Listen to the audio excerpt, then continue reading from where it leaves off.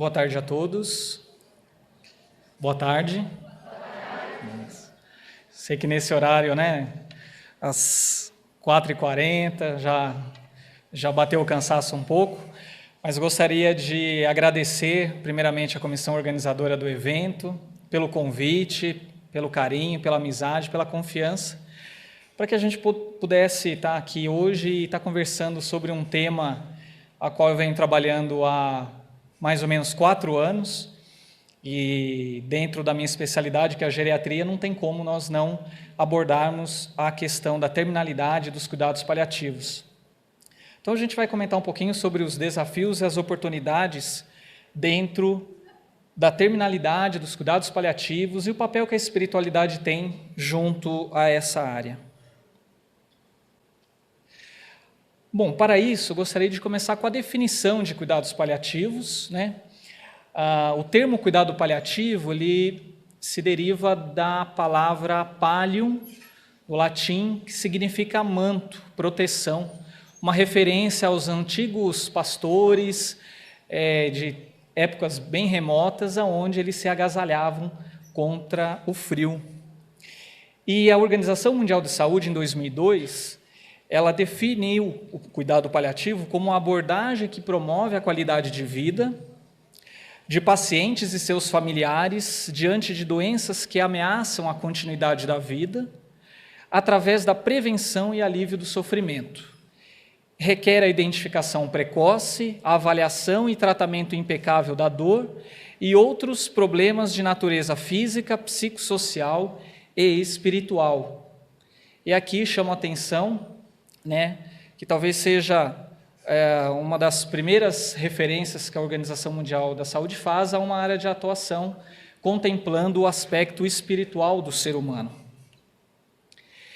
E o cuidado paliativo tem por princípios promover o alívio da dor e de outros sintomas desagradáveis, afirmar a vida e considerar a morte um processo normal da vida, não acelerando e nem adiando a morte, integrando os aspectos psicológicos e espirituais no cuidado ao paciente, oferecendo um sistema de suporte que possibilite ao paciente viver tão ativamente quanto possível até a sua morte, oferecendo sistema de suporte para auxiliar os familiares durante a doença do paciente e o período do luto, oferecer abordagem multiprofissional para focar as necessidades dos pacientes e seus familiares, incluindo o acompanhamento no luto, melhorar a qualidade de vida e influenciar positivamente o curso da doença. E o cuidado paliativo ele deve ser iniciado o mais precocemente possível, frente a um diagnóstico de uma doença crônica, progressiva, ameaçadora da continuidade da vida, e isso não exclui a possibilidade de, por exemplo, em um paciente com câncer, que é uma doença ameaçadora da continuidade da vida, que sejam feitos tratamentos que visem a tentativa da cura da doença ou o aumento de sobrevida, como a quimioterapia e a radioterapia, bem como todas as investigações necessárias para melhor compreender e controlar as situações clínicas estressantes. Quero destacar aqui só um histórico breve do cuidado paliativo, para aqueles que não o conhecem. Alguns historiadores apontam que a filosofia paliativista começou na antiguidade, com as primeiras definições sobre o cuidar.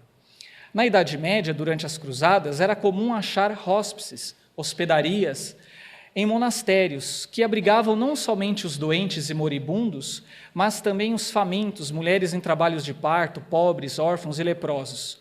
Esta forma de hospitalidade tinha como característica o acolhimento, a proteção, o alívio do sofrimento, mais do que a busca pela cura. Já no século XVII, a Ordem das Irmãs de Caridade em Paris abriu várias casas de apoio a órfãos, pobres, doentes e moribundos.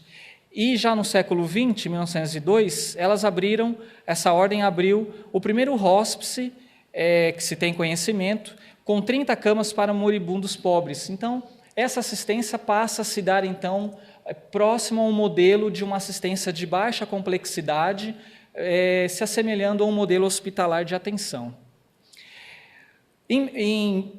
Mais em meados do século XX, surge a figura dessa senhora simpática, desencarnada já há alguns anos, em 2005, a Cicely Saunders, né, que ela é considerada a mãe do movimento hospice moderno, né?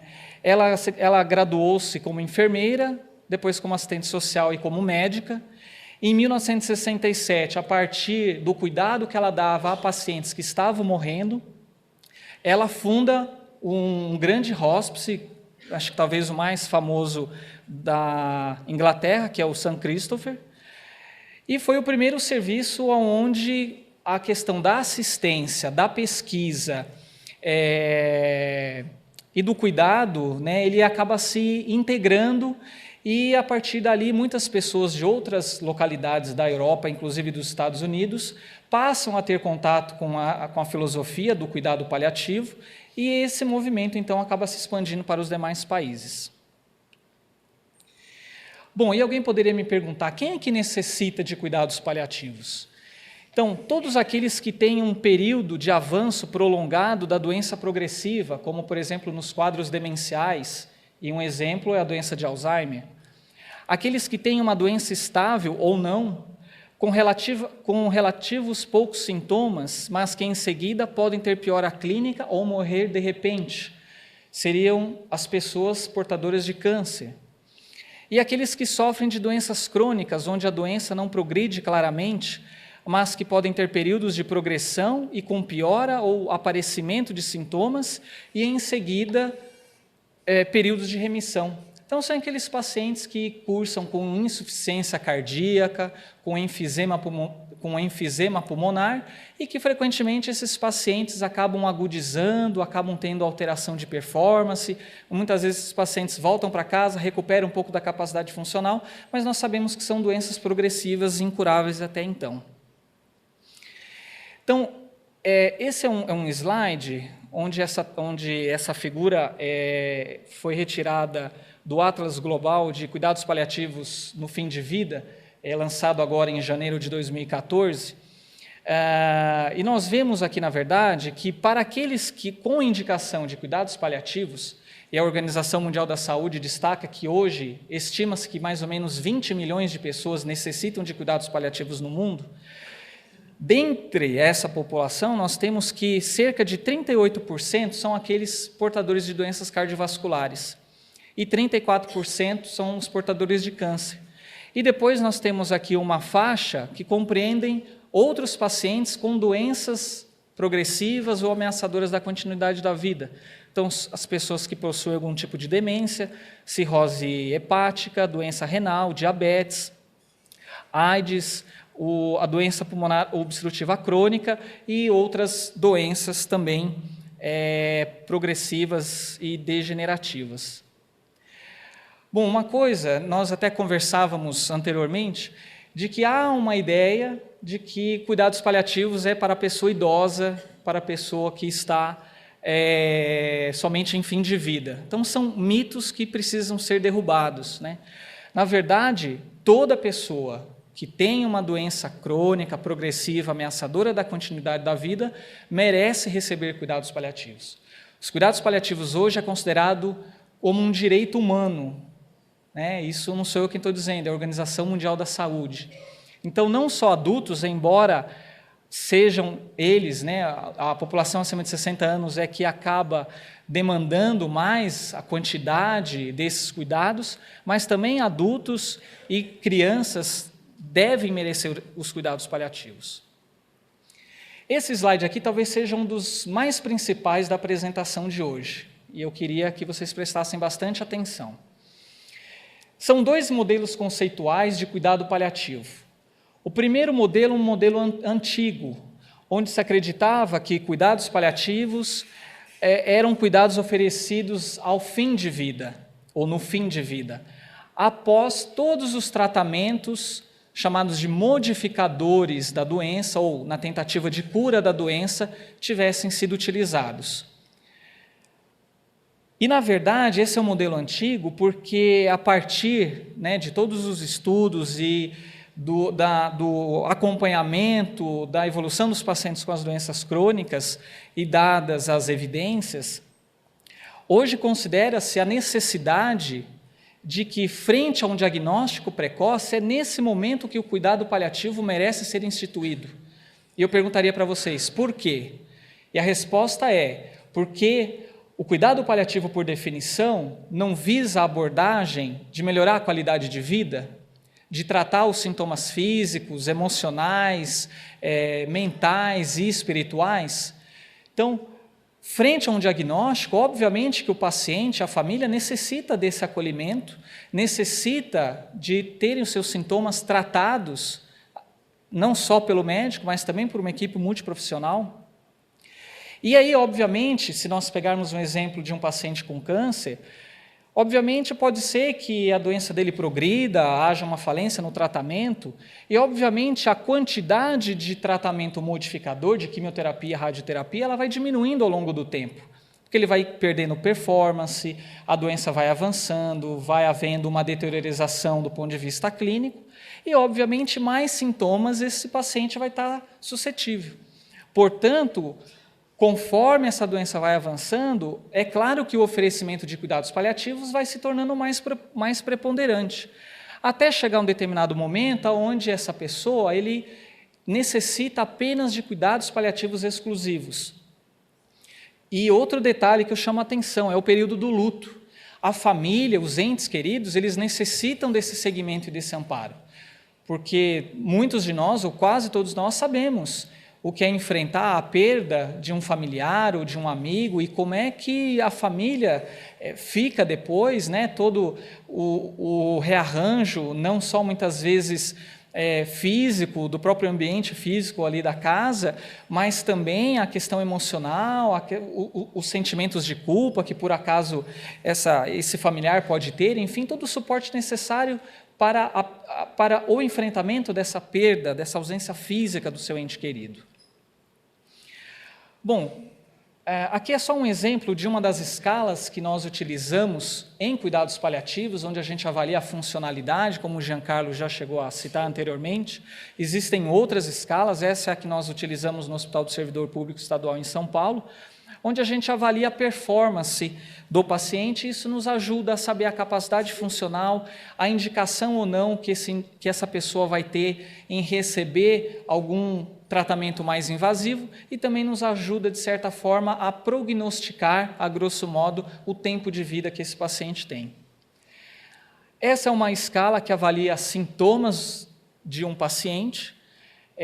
Nós utilizamos... Essa escala é composta de 9 sintomas principais, sendo que você pode identificar qualquer outro sintoma ou outro problema que esse indivíduo apresente, e ele pontua para a gente de 0 a 10, sendo 0 o melhor sintoma possível e 10 o pior sintoma possível.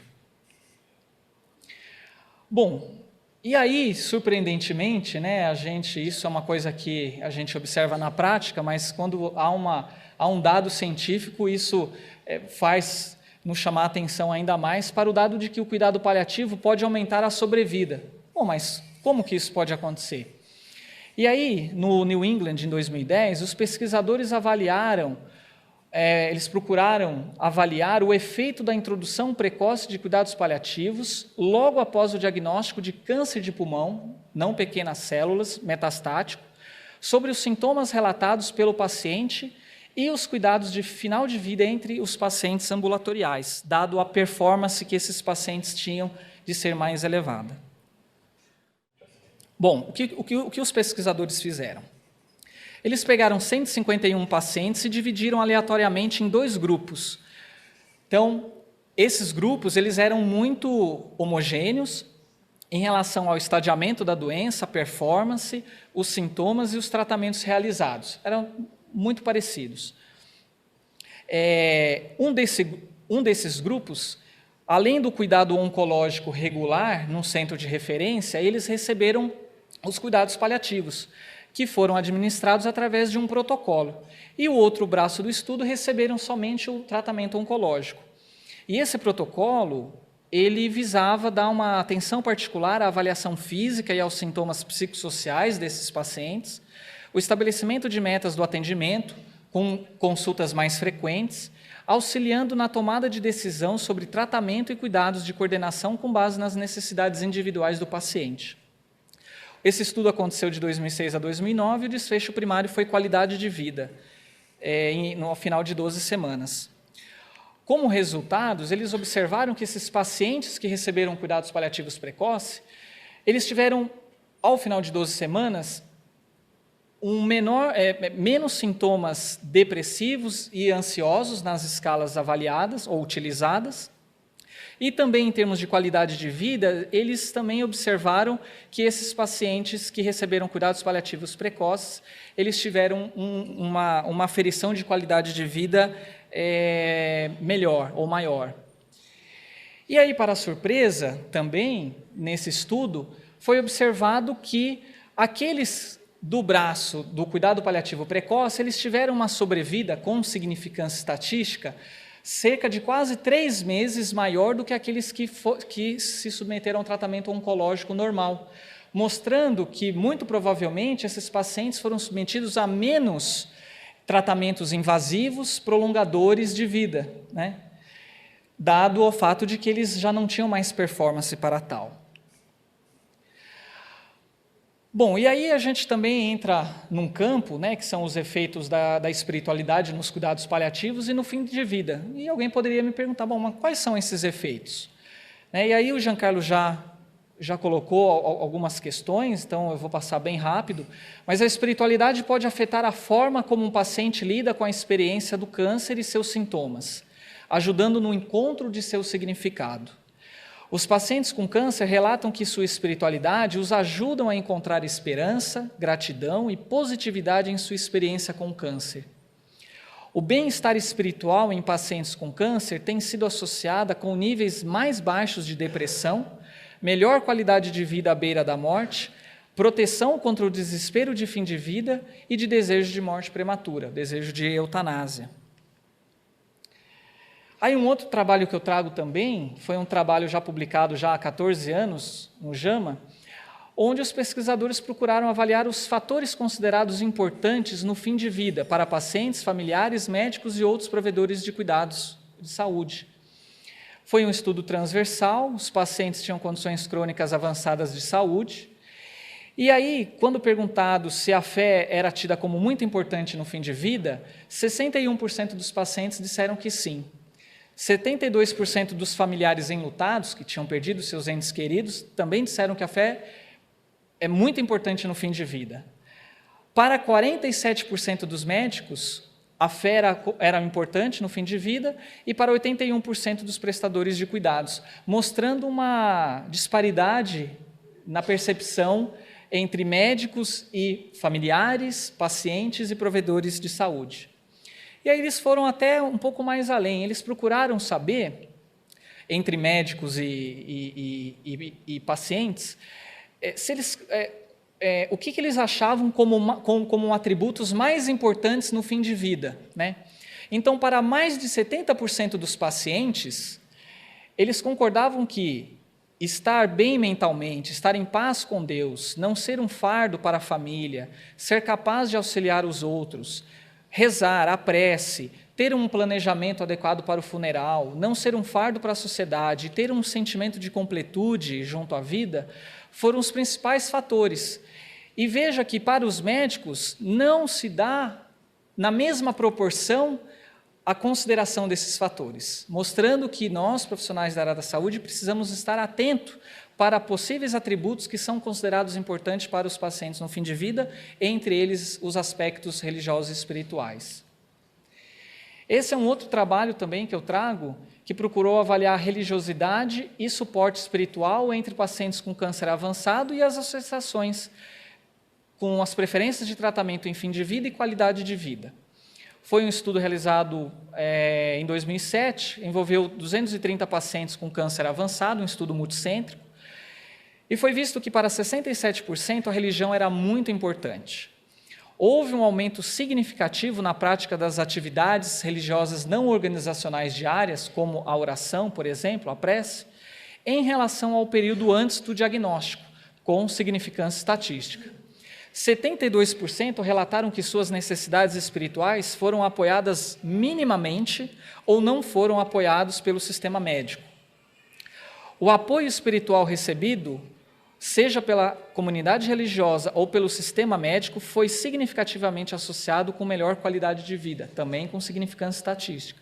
e religiosidade foi associada a querer todas as medidas para prolongar a vida, mostrando nesse caso que muitas vezes um sofrimento espiritual, uma sensação de abandono ou questionamentos frente a uma questão de terminalidade, as suas crenças, podem influenciar nas decisões médicas em fim de vida.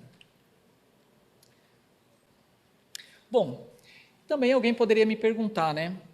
Quais seriam os desafios e as oportunidades para quem oferece e recebe cuidados paliativos? Antes de passar o slide, eu só queria fazer uma breve observação. Primeiro, assim, agradecendo e parabenizando a apresentação dos nossos amigos que nos antecederam a fala, né? É muito bom e deixa a gente muito feliz, né, de saber que aqueles que estão trilhando o caminho da área da saúde têm essa percepção, têm essa abrangência, e com tanta desenvoltura e com tanto sentimento humano e amoroso, colocaram em suas palavras tudo aquilo que nós necessitávamos de ouvir. E dentre uma das falas, é importante destacar a questão ética, bioética e legal dos cuidados paliativos, né?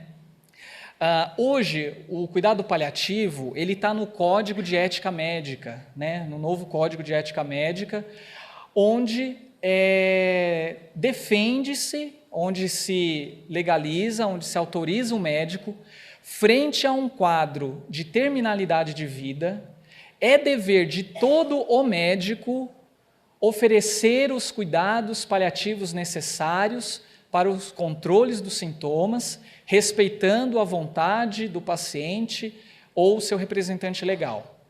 Então, isso é importante destacar porque houve uma resolução em 2006, a resolução 1805 do Conselho Federal de Medicina, que foi revogada por um juiz chamado Luiz Demo, que após 4 anos de reanálise daquilo que era a proposta da ortotanásia, de entendendo, frente a uma condição de terminalidade, de que procedimentos fúteis, invasivos, não ia alterar a qualidade de vida desses pacientes, que era desejo das pessoas morrerem com dignidade, tendo a sua dor física tratada, a sua dor total tratada, tendo a presença dos seus entes familiares ao seu lado, recebendo todo o suporte psicológico e espiritual adequados.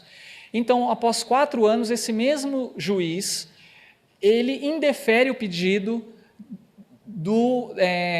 da resolução que tinha sido revogada anteriormente, né?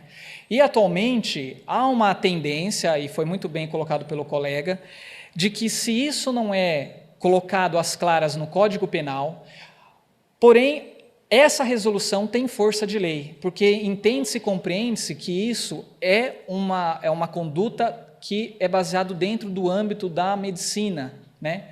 Então, não há nenhuma restrição, pelo menos atualmente, a tendência de que os juízes, atualmente, não considerem, né, a ortotanásia como crime, porque veja que seria crime se nós, frente a uma condição de potencial reversibilidade de um quadro, você deixasse de atender essa pessoa. Então, por exemplo, um paciente que chega no pronto-socorro com um infarto agudo do miocárdio, e o médico deixa de prestar assistência, né? Então, isso seria um crime por omissão. Agora, frente a um quadro de irreversibilidade clínica, você não tem como dizer que o profissional está deixando uma pessoa, ele está sendo negligente, ele está sendo omisso, né? São coisas que, juridicamente, isso não se coadunam, né? Bom, e aí, para que a gente possa fazer uma avaliação adequada e um plano de cuidado adequado biopsicossocial e espiritual, eu trouxe um caso aqui para a gente poder mostrar, exemplificar como é que a gente avalia isso na prática. Então, uma mulher de 59 anos de idade, com câncer de cólon, diagnosticados recentemente, estadio 4, com um mínimo de sintomas, não está interessada em técnicas cirúrgicas agressivas, mas deseja integrar formas naturais e espirituais de lidar com o câncer. Está disposta a ver um oncologista para possíveis opções de algum tratamento modificador de doença, quimioterapia, por exemplo. Tem insônia desde a cirurgia, é aberta à utilização de medicação a curto prazo, Tem um pouco de dor no local da incisão cirúrgica que foi feita no seu abdômen, que ela pontuou 3 em 10, alguma ansiedade sobre o seu novo diagnóstico e um bom suporte familiar e fortes crenças espirituais. Refere muita tristeza com alguma desesperança sobre o diagnóstico e em lidar com a incerteza. Pergunta por que ela tem câncer e como Deus poderia fazer isso com ela. Bom, e aí a gente procura avaliar as dimensões do ser humano, né? E dentre a avaliação da dimensão física, a gente observa que a dor pós-operatória é mínima, gerida com analgésico simples, utilizava o paracetamol e remédios de ervas naturais. A insônia, provavelmente secundária à cirurgia recente, bem como a ansiedade sobre o seu diagnóstico. E aí a gente estabelece um plano de cuidado para a dimensão física, que é continuar o atual regime de medicação para a dor, encaminhar essa paciente para um centro de medicina alternativa e complementar, ou integrativa, para as opções de tratamento, já que ela também é aberta a outros tipos de tratamento para controle dos seus sintomas, encaminhamento para um oncologista para avaliação de opções possíveis de quimioterapia e indutor do sono durante uma semana para auxiliar com a insônia. Na dimensão emocional, foi avaliada uma ansiedade emocional, um estresse causado pelo diagnóstico recente e informações sobre as opções de tratamento. A avaliação psicológica para a gestão da ansiedade relacionada com o novo diagnóstico está dentro do plano de cuidado. Na dimensão social, avaliamos o apoio da família adequado, paciente disposta a ter a família envolvida, embora hesita trazê-los para as tomadas de decisões. O plano de cuidado é incentivar a paciente para incluir a família em consultas médicas para auxiliá-la nas tomadas de decisões. Quanto à dimensão espiritual, observamos uma angústia existencial e espiritual sem esperança e talvez um sentimento de abandono de Deus. No seu plano de cuidado, caberia consultar o capelão para o aconselhamento espiritual, continuar a presença e o apoio da equipe. Insônia e ansiedade podem estar relacionadas à angústia e ela tem forte apoio da comunidade e fortes crenças espirituais, então talvez chamar o capelão, oferecer esse acompanhamento espiritual seria de extrema importância para ela. Nesse slide eu trago para vocês os principais planos de cuidados espirituais que a gente pode oferecer para um paciente. O encaminhamento ao assistente espiritual, indicar arte, dança ou musicoterapia, a participação em uma comunidade religiosa, a meditação, leitura de texto sagrado, se assim for de acordo e com o grau de interesse do paciente, respeitando a sua religiosidade, práticas de reflexão ou retiro, práticas de diário ou escrita reflexiva, apreciação da beleza na natureza, práticas espirituais corporificadas como yoga, dança e exercícios, estímulo a hobbies e estudos e presença continuada e apoio da equipe. São exemplos de planos de cuidados espirituais que podemos fazer. Bom, e aqui eu queria trazer um pouquinho, né, de alguns pacientes que nós tivemos a oportunidade de acompanhar. Essa senhora estava internada com a gente até a semana passada na nossa enfermaria, dona Sebastiana. Todos esses pacientes que eu estou citando, eles me autorizaram, se não o paciente, o familiar, a estar expondo e estar aqui comentando sobre o caso deles. Dona Sebastiana, de 92 anos, é um paciente que teve uma recidiva de linfoma, mas metapulmonar, e uma síndrome demencial leve a moderada. Dona Sebastiana deu entrada lá no nosso serviço devido a um quadro de infecção pulmonar, uma pneumonia, e ao longo desses 7 dias que ela ficou internada com a gente procurou, junto à terapeuta ocupacional que recentemente ingressou na nossa equipe, nós procuramos fazer com que esses dias que ela passasse no hospital pudessem ser, se não totalmente agradável, mas o máximo aí possível para que ela pudesse se manter a mais ativa possível, né? Seu Franz é outro senhor que esteve com a gente até mais ou menos 1 mês e meio atrás, ele veio a falecer. Seu Franz, 82 anos, um senhor que era artista plástico, né? Então fazia aí pinturas em telas.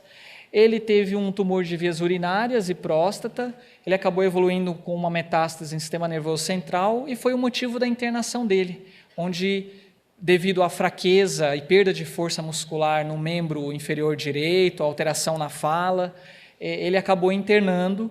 E foi muito interessante porque a família, eu não consegui colocar na foto, mas a família trouxe quadros que foram feitos por ele, tinha um abajur bem artesanal, feito também por ele, então era muito gostoso estar na presença dele e da família no quarto, né? E havia toda uma questão de uma dificuldade da família aceitar o seu Franz em receber os cuidados em casa, mesmo com as orientações no sentido de visita periódica médica, de equipe de enfermagem. E quando a gente conseguiu acertar tudo isso com a família, porque a gente entende também que é muito difícil essa situação, ainda mais para uma pessoa que estava com uma capacidade funcional boa até então.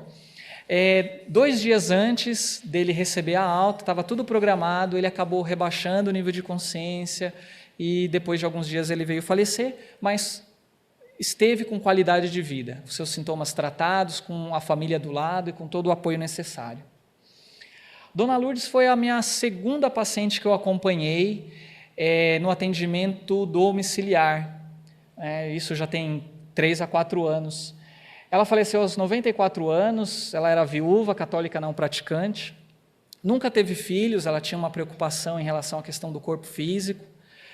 Ela teve um diagnóstico de neoplasia de mama em 2008, chegou a ser submetida a cirurgias e quimioterapias durante esse período, evoluiu com progressão de doença e quando eu a conheci ela tinha uma capacidade funcional meio que limítrofe ali, a gente chama de um PPS de 50%, onde a pessoa fica geralmente a maior parte do tempo sentada ou deitada e realiza poucas atividades básicas de vida diária. Ela tinha muita ansiedade, medo de morrer, apegada a algumas questões materiais, não aceitava com facilidade as escolhas de alguns familiares em relação aos relacionamentos ao longo da vida. Ela não tinha mais indicação de tratamento curativo, ela tinha um aspecto interessante de que ela deixou de receber as amigas na casa dela, porque depois que ela ficou dependente de oxigênio, em decorrência do comprometimento pulmonar, isso deixava ela bastante envergonhada, né? O fato dela ficar cada vez mais restrita ao leito também. E ao longo de 4 meses de acompanhamento, nós paliamos os sintomas físicos e emocionais, trabalhamos a aceitação das condições de dependência funcional frente à doença, as questões do passado, o sentido da vida, a espiritualidade, a ligação com Deus. Foi uma coisa interessante porque ao longo do nosso acompanhamento, eu fui trazendo para ela dentro da fé dela e respeitando dentro daquilo que ela também perguntava, que ela me questionava, a importância dessa ligação com Deus, da questão do legado de vida, que se por um lado ela tinha tido uma perda da independência funcional dela, por outro lado ela tinha uma família que a acolhia, ela tinha toda uma estrutura que muitas pessoas, geralmente, ou no nosso país, uma boa parte delas não conseguem ter esse acesso. E a partir daí era uma coisa impressionante que ela pedia para que a sobrinha dela fizesse preces com ela com mais frequência e todas as vezes, a partir de um determinado momento que eu ia na casa dela, ela pedia para que eu fizesse oração com ela. E isso foi muito interessante, até a gente teve alguns membros da AME São Paulo que chegou a visitar lá na casa dela e no hospital quando ela internou. Ao final de sua vida, Dona Lourdes pediu perdão à sobrinha por tudo que tinha feito a ela e ao marido, quis resolver todas as questões materiais pendentes, pedia para que orasse junto com ela, começou a falar mais sobre a proximidade da morte e que estava preparada para partir. Teve a visão de alguns entes queridos em seu domicílio, faleceu em sua casa, serena, né?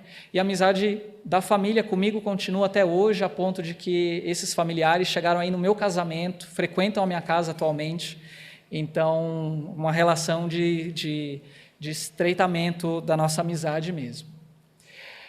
E aqui é ela, na verdade, em uma das nossas visitas, ela teve a oportunidade de comemorar o seu último aniversário, ao lado do sobrinho neto e da sua sobrinha.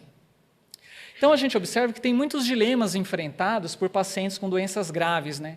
O medo de morrer, da solidão, a perda da independência, da autonomia, a culpa, falta de sentido na vida, questões como para onde vou, por que comigo, preocupações com familiares após a morte, necessidade do perdão, de sentir-se amado, legado de vida, abandono ou falta de diálogo com a equipe de saúde, né? Esse aqui é mais um outro senhor que a gente teve a oportunidade de acompanhar também o ano passado, o seu Nelson, de 64 anos, contador espírita, com filhos, divorciado, mas mantinha uma união estável com a dona Cida há 13 anos. Ele teve um diagnóstico de neoplasia de pulmão em 2012, evoluiu com metástase óssea, e a dona Cida sempre dizia que ele chegou a repetir isso algumas vezes, né? Eu preciso saber o que eu tenho para pensar no que eu vou fazer da minha vida. Quer dizer, aquela preocupação em resolver tudo aquilo que ele precisava resolver, mesmo sabendo que a sua doença não tinha possibilidade de tratamento curativo. Submeteu-se então à quimioterapia, radioterapia, evoluiu com metástases em sistema nervoso central, e o desejo deles era oficializar o casamento. E eles não tinham oficializado até então, porque o divórcio da dona Cida não tinha saído. E saiu na última semana de vida dele. Bom, só que ele estava com extremo desconforto respiratório, porque ele tinha comprometimento, né, ele tinha uma neoplasia de pulmão, com crises de broncoespasmo muito intensos, ele precisou até receber uma sedação leve, inicialmente para controle dos sintomas, depois a gente precisou fazer uma sedação mais profunda. E frente a essa condição, a dona Cida, que não tinha como trazer alguma pessoa lá da casa espírita dela para fazer uma cerimônia simbólica, ela vai a uma igreja católica próxima ao hospital onde nós trabalhamos e chama um padre franciscano. Esse padre gentilmente atende ao desejo dela, faz uma cerimônia simbólica, e a gente teve a oportunidade de vivenciar esse momento dentro da nossa enfermaria. Essa foto foi tirada pelo padre, né? E foi um momento muito lindo, um momento assim, inenarrável, que eu acredito que talvez nunca mais eu vou ter essa oportunidade, né? Mas tiveram a oportunidade de realizar o desejo do casal que já era de 13 anos. E nesse livro, Muito Além da Cura, que foi recém-lançado agora em 2014 por duas jornalistas da PUC de São Paulo, elas passaram um período lá conosco e entrevistaram alguns profissionais, entrevistaram alguns pacientes e seus familiares. E nesse livro, dona Cida destacou o seguinte: o que me encantou nos cuidados paliativos foi o tratamento carinhoso, a ética, o profissionalismo e a preocupação a todo instante de aliviar a dor do Nelson. Se um remédio não resolvesse, aplicava um outro. Ele foi tratado como um bibelô. Nos sentimos tratados por um médico da família, com quem você constrói um vínculo. Todos que cuidaram dele passavam visitas diárias, perguntavam a escala da dor. A psicóloga também nos visitava diariamente, além da assistente espiritual que nos confortava. As duas assistentes espirituais do nosso serviço são evangélicas. E veja a impressão dela, sendo espírita, do acolhimento recebido. Eu também fui cuidada pela equipe. Olha o papel aí de acolher família e o paciente e sua família, né? Todos trabalhavam para proporcionar o mínimo de sofrimento para o Nelson e a família naquele momento tão difícil. Existe harmonia, né? Isso é muito gratificante, né? Então, sempre há uma esperança e o que fazer pelo paciente. Aquela frase de que não tem mais nada para fazer, aquilo que muitas vezes a gente observa, infelizmente, na nossa prática médica, do colega acabar encaminhando, esse paciente é paliativo, ele encaminha para a equipe, ele não acompanha, não dá uma consulta de retorno, ele perde o vínculo com a família, e vínculo esse que ele construiu muitas vezes por anos, até chegar um momento onde ele onde ele não tem mais a indicação de um tratamento curativo. Mas isso os pacientes percebem, né? É muito nítido quando o paciente vem e fala para a gente: doutor, acho que o doutor não... aquele doutor lá, ele não estava mais se interessando pelo meu caso. É assim que eles vêm falando para nós, né? E aí, vocês são os primeiros a lerem essa carta comigo, né? Foi de uma paciente que eu acompanhei até uma semana atrás, dona Margarida, onde ela fez questão de, quando ela teve o diagnóstico de um câncer endoscervical, uterino, ela fez questão de deixar bem claro o que ela queria e o que ela não queria. Pelo menos ela deixou isso nas entrelinhas, porque a família tinha muita preocupação que, frente àquele diagnóstico, que o fato dela não querer ir às consultas médicas, a não se submeter à radioterapia, à quimioterapia, a família tinha uma preocupação: mas mãe, vão me acusar de que eu estou sendo negligente com a senhora. Então ela quis deixar isso declarado de próprio punho. Eu vou ler para vocês. Declaro para devidos fins, escrevo para dizer que eu estou muito doente, mas ninguém tem culpa, porque eu sou muito teimosa. E vou deixando sempre tudo piorar, sei que sou cabeça dura. E não quero que ninguém mande em mim, sempre fui assim. Tenho 75 anos e meio, estou lúcida, mas sou aí, ela acho que riscou aqui. Toda a minha família é boa para mim, estão cansados de me dar bons conselhos e de nada adianta. Sou responsável por mim. Dona Margarida, 18 de junho de 2013, Caieiras, não sei escrever direito porque fui até o 4º ano. Veja que diretiva antecipada de vontade eu tive a oportunidade de receber em mãos, né? Quer dizer, e essa paciente, ela foi cuidada pela equipe de enfermagem, com visitas médicas, porque ela acabou ficando extremamente debilitada, numa caquexia muito importante, então, nas últimas semanas de vida, ela nem conversava adequadamente, né? E ela faleceu em seu domicílio, no conforto, com tratamento adequado. Então, para terminar, eu gostaria de destacar aqui alguns elementos que eu acredito que sejam fundamentais para o profissional da saúde nos cuidados paliativos. Então, o controle dos sintomas, permitir o senso de controle e a capacidade de decisão, estar junto, ouvir, prestar atenção à comunicação não verbal do paciente, do seu familiar e a sua. Preparar-se anteriormente para falar.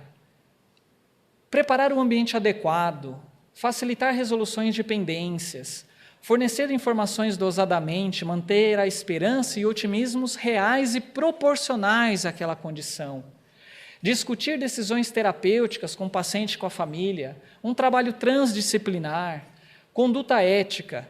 Com tudo isso, com certeza, nós vamos encontrar a satisfação pelo nosso trabalho.